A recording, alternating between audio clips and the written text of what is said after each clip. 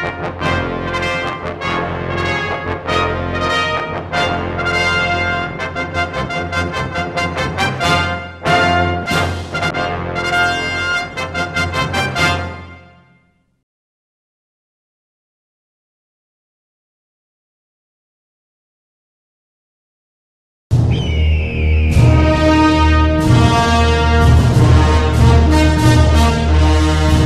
सरजमीन हिंदुस्तान, तेरे उन जानिसारों, जांबाजों, शहीदों और मुहाफिजों को सलाम है, सलाम है, सलाम है,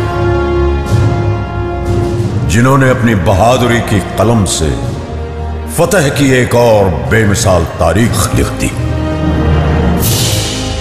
गवाह है आज भी कारगिल की वो बुलंद चोटियां, जिनको तुमने अपने लहू से सींच कर तिरंगे की आन, बान और शान को रोशन कर दिया।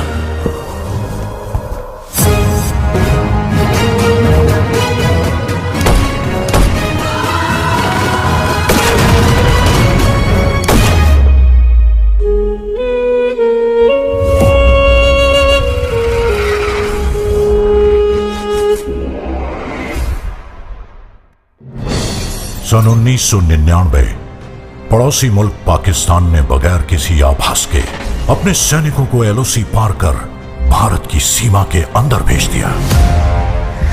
जनरल परवेज मुशर्रफ। जनरल का प्लान सीधा और साफ था। सर्दियों की चरम पर प्रशिक्षित कमांडोज को जिहादी जामा उड़ाकर भारत की सरहद के पार भेजना, वहां पोस्ट और बंकर पर कब्जा करके कश्मीर और लद्दाख को जोड़ती कड़ी को तोड़ना।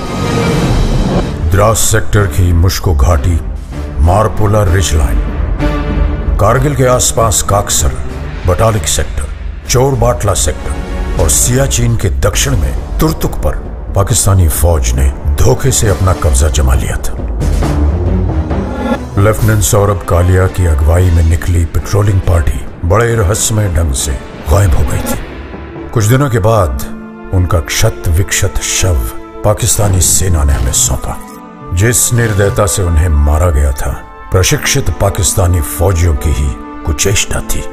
तत्कालीन प्रधानमंत्री श्री अटल बिहारी वाजपेयी पड़ोसी देशों के साथ सद्भावना में विश्वास रखते थे, पर पाकिस्तान के इस छुपकर हमला करने की साजिश से वो अत्यंत क्षुब्ध हो उठे। हम शांति चाहते हैं, ये तो दुनिया ने देखा। अब दुनिया ये देखेगी कि हम शांति की रक्षा के लिए और अपनी शक्ति का भी प्रदर्शन कर सकते हैं। लड़ाई के परिणाम के बारे में भी मेरे मन में कोई संदेह नहीं है। हमारी विजय निश्चित है और हम विजयी होकर दिखाएंगे। उन्होंने देश की तीनों सेनाओं को बगैर एक पल गवाए दुश्मन की गोली का जवाब गोलों से देने का आदेश सुनाया। तो भारतीय सेना ने तुरंत एक्शन लेते हुए युद्ध का ऐलान कर दिया। Chief of army staff general VP Malik के नेतृत्व में लड़ी गई कारगिल की जंग अपने आप में सैनिक रणनीति और साहस का एक उदाहरण है। ऑपरेशन का नाम था ऑपरेशन विजय। थल सेना दुश्मन को खदेड़ रही थी, अब आसमान से आग बरसाने की पारी थी। वर्तमान वायुसेना प्रमुख wing commander B S Dhanoa Kargil युद्ध के दौरान फाइटर स्क्वाड्रन के कमांडिंग अफसर थे। स्क्वाड्रन लीडर अजय आहूजा, के नचिकेता और स्क्वाड्रन लीडर रघुनाथ नाम्बियार जैसे दिलेर फाइटर पायलट भी कारगिल के हवाई हमलों में नायक के तौर पर उभरे।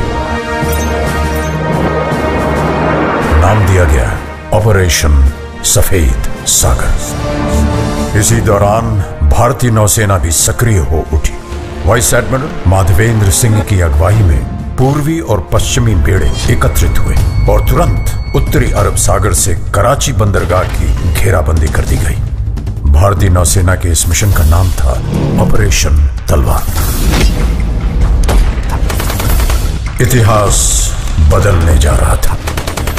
वंदे मातरम, वंदे मातरम, वंदे मातरम, वंदे मातरम। और रुख मोड़ दिए तूफानों के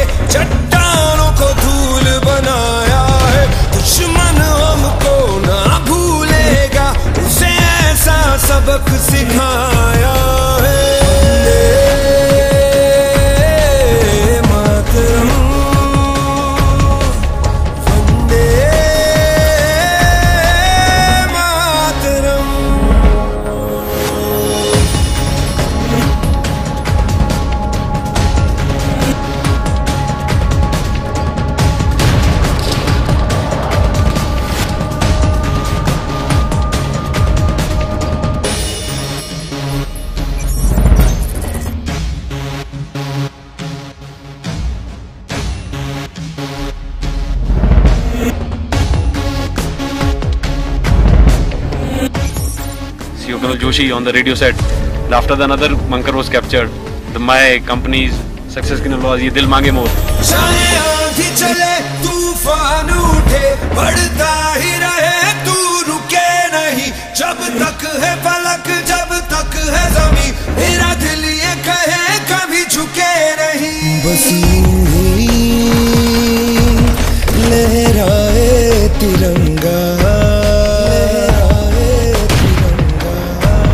बस यूं ही लहराए तिरंगा वंदे मातरम वंदे मातरम वंदे मातरम वंदे मातरम। अगर मुझे अपने खून को साबित करने से पहले मौत आ गई तो कसम से मैं मौत को ही मौत की नींद सुला दूंगा। कारगिल का ये युद्ध भले ही उच्च अधिकारियों की विस्तृत प्लानिंग और रणनीति के अनुसार लड़ा गया हो, लेकिन इसे जीतने वाले औसत 20 से 25 साल की उम्र के वो नौजवान सैनिक ही थे जो शेरों की तरह दुश्मन पे टूट पड़े। ये वो बेटे थे जिन्हें अपनी मां के आत्मसम्मान की चिंता अपनी जान से कहीं ज्यादा थी। पूरे विश्व पटल पर भारतीय विजय का डंका बजने लगा। आज हमारा भारत विश्व में एक नई शक्ति बन के उभर रहा है।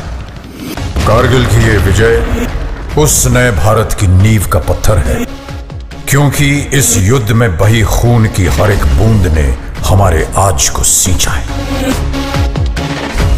वही खून प्रेरणा देता है, बढ़ो आगे, मत रुको, पूरी शक्ति सहित निर्भयता से हर असंभव पहाड़ इसी तरह जीत लो। सीने में जो भारत भूमि के प्रति प्रेम है वो पूर्ण प्रज्वलित हो। जब संपूर्ण विश्व के शीर्ष शिखर पर भारत का ध्वज फहराएगा, तब मेरे देशवासियों हर दिन विजय दिवस कहलाएगा।